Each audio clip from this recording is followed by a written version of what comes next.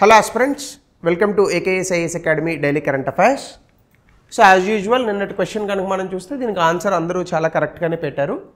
వీరప్ప మొయిలీ నేతృత్వంలో మనం వేసినటువంటి commission one of the best commissions in India for recommendations as far as the government institutions are concern, that is administrative reforms commission. అలాగే ఈరోజు topic మనము Telugu news పేపర్లో మనకి Bogatha water ఫాల్స్కి తిరిగి వచ్చినటువంటి అందాలు అనేటటువంటిది ఒక శీర్షిక పడింది. ఈ బొగతా వాటర్ ఫాల్స్ తెలంగాణలో రెండవ అతిపెద్ద వాటర్ ఫాల్స్ అన్నమాట. సో మనకి బేసికల్గా ఈ బొగతా వాటర్ ఫాల్స్ హైదరాబాద్కి ఒక 329 కిలోమీటర్ల దూరంలో ఉన్నాయి. అయితే గతంలో 440 కిలోమీటర్ల దూరం ఉండేది. బట్ ఈ మధ్యకాలంలో ఒక బ్రిడ్జ్ కట్టారు. ఆ బ్రిడ్జ్ కారణంగా 329 కిలోమీటర్లకు ఆ దూరం అనేటటువంటి తగ్గింది. అయితే ఈ బొగతా వాటర్ ఫాల్స్ని బేసికల్గా మనము నయాగరా ఆఫ్ తెలంగాణ అనేటటువంటి పేరుతో పిలుస్తాం. ఈ బొగతా వాటర్ ఫాల్స్కి వచ్చేటటువంటి నీరంతా కూడా ఛత్తీస్గఢ్ అడవుల్లో కురిసినటువంటి నీరు, ఫారెస్ట్ అంటే అడవుల గుండా ప్రయాణించి ఫైనల్గా ఈ బొగతా అనేటటువంటి ప్రాంతానికి చేరుకుంటుంది. సో నయాగరా ఫాల్స్ చాలా పెద్దవి, బొగతా వాటర్ ఫాల్స్ అంత పెద్దవి ఉండవు, బట్ దాని లుక్ మాత్రం కొంచెం సిమిలర్గా ఉంటుంది. So that's why we call it as Niagara water falls అని పిలుస్తాం. అయితే మనకి బేసికల్గా ఈ వాటర్ ఫాల్స్ గురించి చదివేటప్పుడు సాధారణంగా మనం వాటర్ ఫాల్స్ అని అనగానే జనరల్గా పైనుంచి నీరు కింద పడుతుంది, ఇలాగే ఉంటుంది వాటర్ ఫాల్స్ అని అనుకుంటాం. అది కాదు, యాక్చువల్గా వాటర్ ఫాల్స్లో మనకి చాలా రకాలు ఉన్నాయి.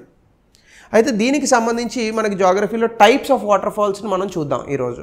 అలాగే అసలు వాటర్ ఫాల్స్ అనేటటువంటి ఫార్మేషన్ ఎట్లా జరుగుతుంది, సో దాని ఫార్మేషన్ ఎట్లా ఉంటుంది అనేటటువంటిది జాగ్రఫికల్గా మీరు చదువుకునే ఉంటారు. దాన్ని ఒకసారి మళ్ళీ మనం రివిజన్ చేద్దాం. ఒకవేళ మీరు చదువుకొని ఉంటే, చదువుకోలేని వాళ్ళు ఉంటే, ఇప్పటివరకు చదవలేని వాళ్ళు ఉంటే దాన్ని తెలుసుకునే ప్రయత్నం చేద్దాం.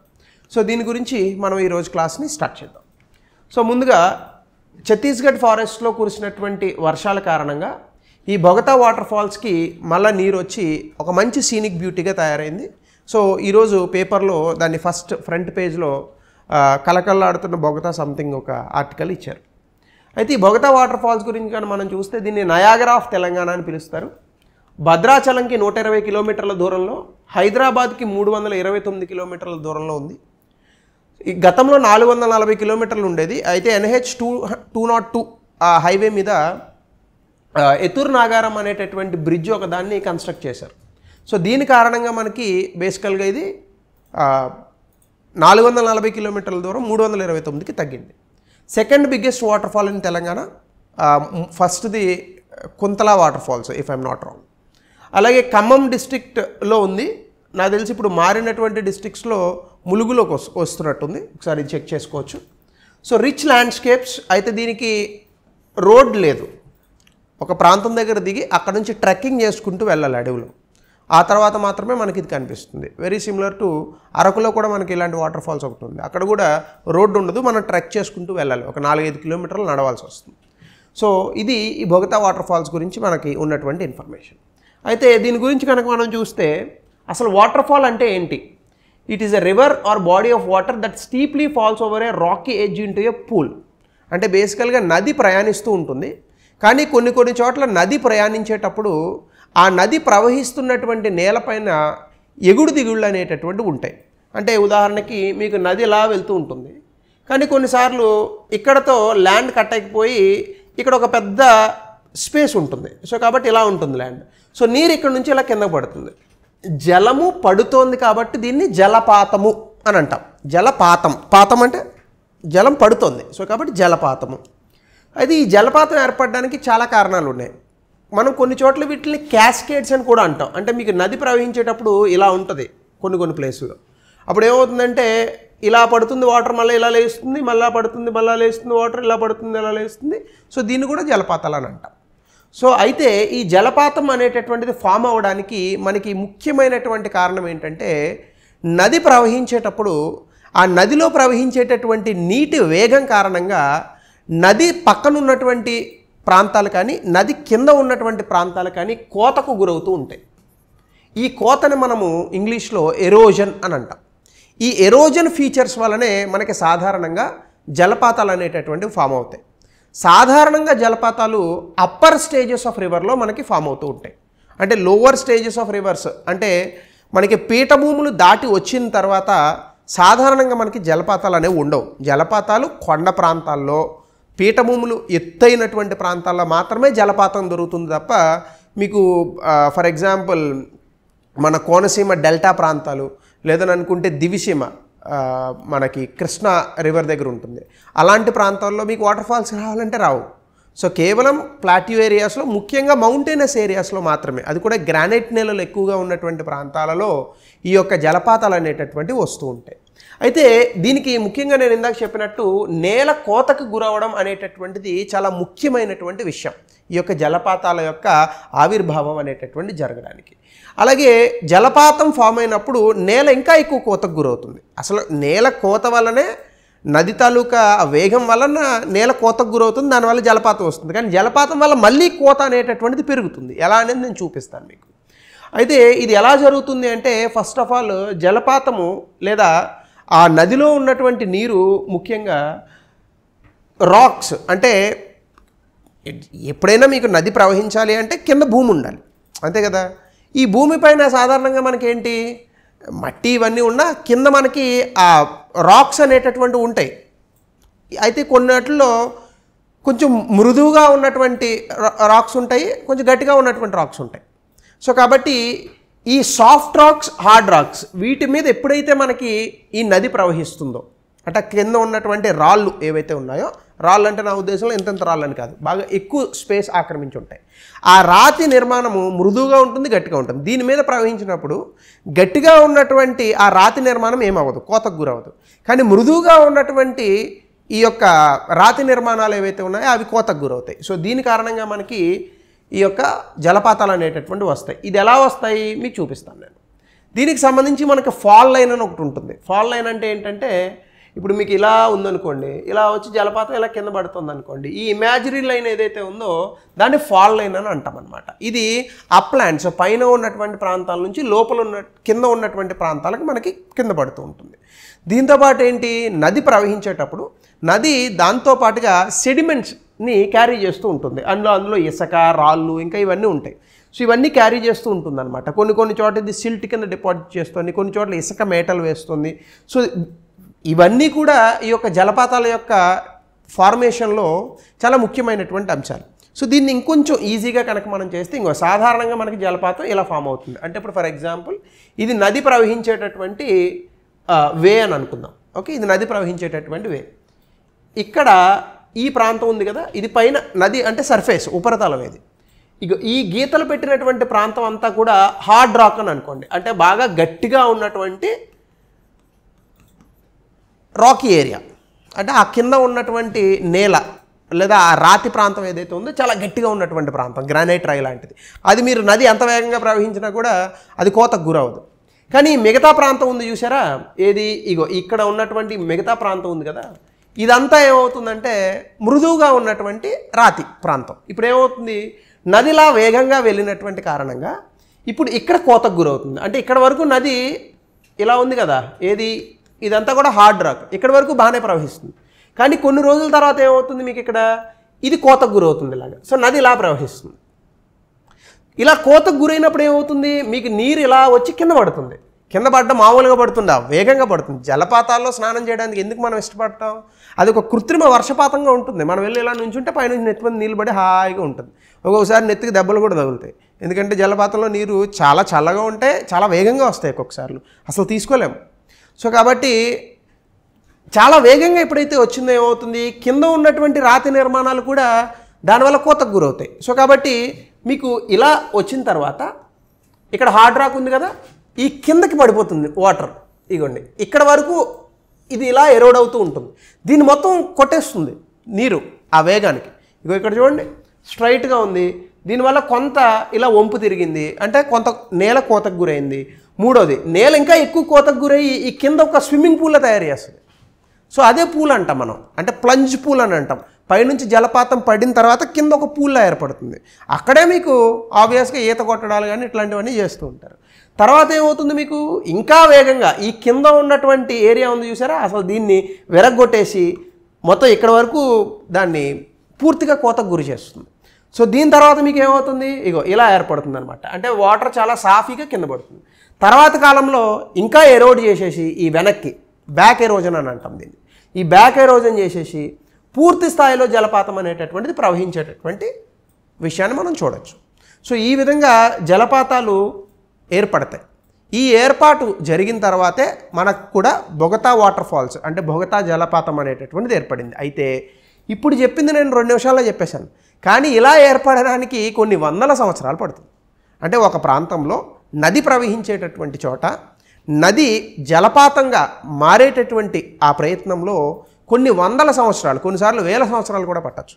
సో ఇదేదో ఇక్కడ 2 నిమిషాల్లో చెప్పాం కాబట్టి మేము కూడా జలపాతం ఎలా ఫామ్ అవుతుందో చూద్దాం సార్ అంటే అది 3D ఎఫెక్ట్లో చూడగలం తప్ప నిజ జీవితంలో మనం ఏ రకంగానూ కూడా గ్రహించలేము అనమాట. సో కాబట్టి ఈ జలాశయాలు, ఈ జలపాతాలు కొన్ని వందల సంవత్సరాల క్రితమే మనం ఏర్పడ్డాయి. అయితే వీటిల్ని ప్రభుత్వం సరిగ్గా పట్టించుకోవట్లా అంటే జలపాతాన్ని ఏం పట్టించుకుంటుంది అని అనుకోవచ్చు. నయాగరా వాటర్ ఫాల్స్ని అటుపక్క కెనడా, ఇటుపక్క అమెరికా చాలా అద్భుతమైనటువంటి టూరిస్ట్ ప్రదేశంగా, పర్యాటక ప్రాంతంగా మార్చాయి. ప్రపంచంలో జలపాతాలను చూడాలనుకున్న ఎవరైనా కూడా నయాగరా వాటర్ ఫాల్స్కి వెళ్తారు. అలాగే మనకి విక్టోరియా ఫాల్స్ అని ఒకటి ఉంది ఆఫ్రికాలో, అక్కడ కూడా వెళ్తూ ఉంటారు. సో సాధారణంగా మనకి ఇలా జలపాతాలు ఉన్నటువంటి చోట ప్రకృతి సహజ సిద్ధమైనటువంటి అందాలను ఆస్వాదించడానికి ప్రజలు ఎప్పుడు కూడా ముందుంటారు. అయితే దానికి సరైనటువంటి అవకాశాలు ఉండాలి. అంటే రోడ్డు మార్గాలు ఉండాలి. ఒకవేళ అక్కడ ఏమైనా స్టే చేయాలని అనుకుంటే హోటల్స్ ఉండాలి, తినడానికి తిండి ఉండాలి, ముఖ్యంగా భద్రత ఉండాలి. ఈ రోజుల్లో ఆడవాళ్ళని లేదా ఇంట్లో వాళ్ళని తీసుకొని ఈ జలపాతాలకు వెళ్ళినా కూడా చాలా ఇబ్బందులు పడుతున్నారుగా. మన స్పెయిన్ నుంచి ఒకళ్ళు వచ్చారు, మన దేశంలో రేప్ చేసి పంపించారు. ఏమనుకుంటారు స్పెయిన్ వాళ్ళందరూ మన గురించి?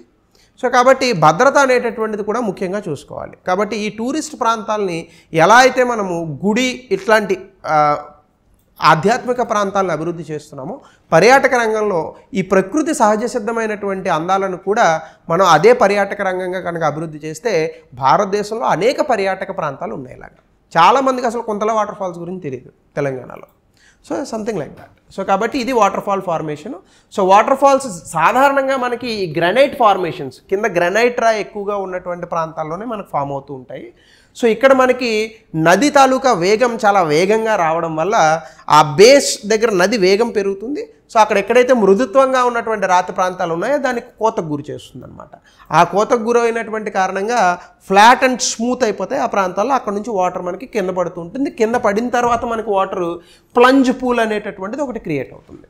సో ఇది అలాగే whirlpools created by flow can erode plunge pool. అంటే కొన్నిసార్లు మనకి ఈ యొక్క జలపాతం నుంచి వచ్చేటటువంటి వేగం కారణంగా కొన్నిసార్లు ఈ కింద ఉన్నటువంటి ప్లంజ్ పూల్ కూడా ఎరోడ్ అయిపోయి, అంటే మీకు ఇలా పడింది కదా జలపాతం, ఇక్కడ ఒక పూల్ ఏర్పడింది కదా, ఇది కూడా ఎరోడ్ అయిపోయి ఇలా మెయిన్ ప్రాంతంగా అయిపోతుంది. సో అలాంటి ఇబ్బందులు కూడా ఉంటాయి కొన్నిసార్లు. అక్కడికక్కడే సుడిగుండాలు లాంటి చిన్నవి వస్తూ ఉంటాయి అన్నమాట. అలాగే వాటర్ ఫాల్స్ కొన్నిసార్లు ఆ కింద పడినటువంటి నీరు వెనక్కి కోతకి గురి చేసి పూర్తి స్థాయిలో ఈ జలపాతాలను కూడా నాశనం చేసేటటువంటి ప్రయత్నాలు ఉంటాయి. అందుకే చూడండి ఒక్కొక్కసారి క్లిప్స్ విరిగి పడిపోతుంటాయి. సో ఇవి కూడా కొన్ని ప్రాంతాల్లో జరుగుతుంటాయి మనకి. సో ఇవన్నీ కూడా నేను ఇక్కడ రాశాను, ఇవి మీరు చూడొచ్చు. సో వీటికి సంబంధించి fault lines, stream bed, plunge pools ఇందాక నేను మీకు ఇమేజ్లో చూపించినంత కూడా అక్షరాలుగా రాశాను. మీరు ఎవరైనా నోట్స్ రాసుకుంటారని. అయితే మనకి వాటర్ ఫాల్స్లో రకరకాల వాటర్ ఫాల్స్ ఉన్నాయి. సాధారణంగా మనకి జలపాతం అంటే ఇలాగే ఉంటుందని అనుకుంటున్నాం. ఈ జలపాతాల్లో కూడా చాలా రకాల జలపాతాలు ఉన్నాయి. ముఖ్యంగా అందులో బ్లాక్ వాటర్ ఫాల్స్ అని అంటారు. బ్లాక్ వాటర్ ఫాల్స్ అంటే ఏంటంటే ఒక ప్రాంతం దగ్గర ఒక పెద్ద అగాధంలాగా ఏర్పడి అక్కడ వచ్చేటటువంటి జలపాతాలు. ఉదాహరణకి నయాగరా జలపాతాలను బ్లాక్ వాటర్ ఫాల్స్ అని అంటారు. ఇది ఒకటి మీరు గుర్తుపెట్టుకోవచ్చు. అలాగే రెండవది cascade water falls. Cascade water falls అంటే ఏంటంటే ఇలా స్టెప్లుగా ఉంటాయి. ఇక్కడ ఒక స్టెప్ ఉంటుంది, మళ్ళీ తర్వాత ఇంకొక మెట్టు ఉంటుంది, తర్వాత ఇంకొక మెట్టు ఉంటుంది, 45 degrees యాంగిల్లో కనిపిస్తాయి. ఇవి సాధారణంగా మనకి పశ్చిమ కనుమల్లో మనకి ఈ స్టెప్డ్ వాటర్ ఫాల్స్ లేదా క్యాస్కేడ్ వాటర్ ఫాల్స్ అనేటటువంటివి కనిపిస్తాయి. ఎగ్జాంపుల్ మనకి ప్రపంచంలో ఉంది మంకీ వాటర్ ఫాల్స్ అని అంటారు. ఇది సాధారణంగా చిల్డ్రన్కి చాలా సేఫ్ ప్లేస్ అనమాట. ఇక్కడ కూర్చున్నా పెద్దగా వాళ్ళకేమి నెత్తి మీద నీరు వేగంగా పడదు, ఎందుకంటే స్టెప్పుల రూపంలో ఉండడం వల్ల దాని వేగం తగ్గుతుంది. సో దీన్ని క్యాస్కేడ్ వాటర్ ఫాల్స్ అని అంటారు. అంటే ఇలా మెట్లుగా ఉంటాయి. మూడోది cataract water falls. Most dangerous water falls ఇది. ఇందులో పడితే ఇంక సర్దుకోవడం ఏదో కారణం. ఎందుకంటే ఇది నది అన్ని ప్లేసుల నుంచి వచ్చి కింద వాటర్ పడుతుంది. దీనివల్ల ఏమవుతుందంటే అసలు ఊపిరాడదు మనిషికి, అన్ని వైపుల నుంచి నీరు కొట్టేస్తుంది. సో కాబట్టి ఇది చాలా పవర్ఫుల్ వాటర్ ఫాల్స్. ఇగాజు రివర్ అని ఒకటి ఉంది అర్జెంటీనాకి బ్రెజిల్కి మధ్యలో, సౌత్ అమెరికాలో. అక్కడ ఉన్నటువంటి ఈ వాటర్ ఫాల్స్ సాధారణంగా అసలు దీన్ని సందర్శించడమే చాలా గొప్ప విషయం. అందుకే ఇక్కడ వరకు రోడ్డు వేశారు, ఇక్కడికి వచ్చి ఇలా సందర్శించి మళ్ళీ వెనక్కి వెళ్ళిపోతారు. అంతకుమించి వేరే ఇలా అది రావడానికి ఏమి ఉండదు. అది మహా అయితే చూడాలనుకుంటే హెలికాప్టర్లో చూడవచ్చు. హెలికాప్టర్లో చూసేదానికి మన ఇంట్లో ఇంటర్నెట్లో చూడలేమంటే అక్కడ నుంచి ఏం కనిపిస్తుంది, దగ్గరికి వెళ్తే కనిపిస్తుంది ఏమన్నా. సో కాబట్టి దీన్ని క్యాట్రాక్ట్ వాటర్ ఫాల్స్ అని అంటారు, మోస్ట్ డేంజరస్ వాటర్ ఫాల్స్. అలాగే మనకి షూట్ వాటర్ ఫాల్స్ అని అంటారు, వీటిని హిడెన్ వాటర్ ఫాల్స్ అని కూడా అంటారు. ఈ షూట్ వాటర్ ఫాల్స్ని హిడెన్ వాటర్ ఫాల్స్ అని కూడా అంటారు. ఇవి అసలు వాటర్ ఫాల్ అని ఎవరు గుర్తించరు దీన్ని, ఎందుకంటే చాలా నార్మల్ లయింగ్ ఏరియాస్లో ఉంటాయి. అంటే కొన్నిసార్లు అసలు నీరు లేకపోతే అక్కడ చాలా ఫ్లాట్గా ఉంటుంది అనమాట, కానీ ఒకేసారి నీరు వేగంగా వచ్చేస్తూ ఉంటుంది. ఇది చాలా తక్కువ నేరో ప్లేస్లో ఉంటాయి, అంటే కొండలకు పై భాగాలలో ఎక్కువగా ఈ హిడెన్ వాటర్ ఫాల్స్ అనేటటువంటివి మనకు కనిపిస్తూ ఉంటాయి. కానీ నీరు వచ్చేటప్పుడు మాత్రం చాలా వేగంగా వస్తుంది, చాలా విపరీతమైన ప్రెషర్తో వస్తుంది. అంటే ఈ వాటర్ ఫాల్స్లో ఉన్న డేంజర్ ఏంటంటే మనం నీరు లేదని ఇక్కడ నిలబడి ఫోటోలు తీసుకుంటూ ఉంటాం, ఒకేసారి నీరు వచ్చి ఫాట్ మన కొడుతుంది, దాంతోపాటు వెళ్ళిపోతాడు కిందకి. సో అలాంటి వాటర్ ఫాల్స్ మనం షూట్ వాటర్ ఫాల్స్ అని అంటాం అనమాట. 3 షూట్ వాటర్ ఫాల్స్ ఉన్నాయి అమెరికాలో. టెనన్యా క్రీక్ అని మనకి యోషిమైట్ నేషనల్ పార్క్ అని ఉంది కాలిఫోర్నియాలో, అక్కడ ఉంటాయి ఈ షూట్ వాటర్ ఫాల్స్ అనేటటువంటి. ఇవి కూడా రకాలు. సో ఇవన్నీ కూడా ఎగ్జామినేషన్లో గబుక్కుని షూట్ వాటర్ ఫాల్స్ ఎక్కడ ఉన్నాయి ఇట్లా మ్యాచ్ ద ఫాలోయింగ్ అడిగేటటువంటి అవకాశం ఉంది గ్రూప్ 2 లాంటి ఎగ్జామినేషన్స్లో. ఈవెన్ యూపీఎస్సీలో కూడా అడుగుతాడు, అంటే ప్రిలిమ్స్ అయిపోయింది కదా యూపీఎస్సీ అని చెప్పానంటే. అలాగే మనకి ఫ్యాన్ వాటర్ ఫాల్స్ అని అంటారు. ఇదేంటంటే అసలు ఇంకా విపరీతమైన తిరుపతి వెంకన్న స్వామి మెట్ల కింద ఉంటాయి అన్నమాట. వీటిని ఫ్యాన్ వాటర్ ఫాల్స్ అని అంటారు. మనకి వర్జిన్ వాటర్ ఫాల్స్ అని ఉన్నాయి వరల్డ్లో, that is one best example. అడవుల్లో బాగా లోపల ప్రదేశాల్లో ఉంటాయి. సో వీటికి కూడా మనకి మోటార్ రోడ్స్ అవి ఉండవు, నడిచి వెళ్ళాల్సిందే. సో ఇలా మనము ఈ వాటర్ ఫాల్స్ గురించి చూడొచ్చు. సో సాయిల్ ఎరోజన్ కాబట్టి దానికి రిలేటెడ్ ఇవ్వాలి కాబట్టి ఈ వాటర్ ఫాల్స్ మీద పెద్దగా ఇప్పుడు క్వశ్చన్స్ అవి కూడా కనిపించినట్టుగా నాకు కనిపించలేదు. So basis on that irrigation గురించి, సాయిల్ ఎరోజన్ గురించి ఇచ్చాను, ఎందుకంటే మనం ఈరోజు చెప్పుకున్న దాంట్లో మెయిన్ ఆస్పెక్ట్ సాయిల్ ఎరోజన్. భారతదేశంలో నేల కోతకు ప్రధాన కారణాలు ఏమిటి? కారకాలు.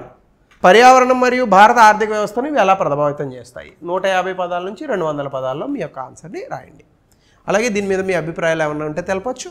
అలాగే మన టీఎస్పీఎస్సీ గ్రూప్ 1 టెస్ట్ సిరీస్కి సంబంధించి శిక్షణ మీద, ఆ శిక్షణ మెయిన్స్ శిక్షణ కాన్సెప్ట్ మీద కొత్త షెడ్యూల్ కూడా నేను ఒక వీడియో చేశాను. మీకు ఏమైనా వివరాలు కావాలని అనుకుంటే కింద మనకి కనిపిస్తున్న ఫోన్ నెంబర్కి ఫోన్ చేస్తే మీకు ఆ పర్టికులర్ డీటెయిల్స్ అన్నీ కూడా చెప్తారు. So thank you, have a nice day.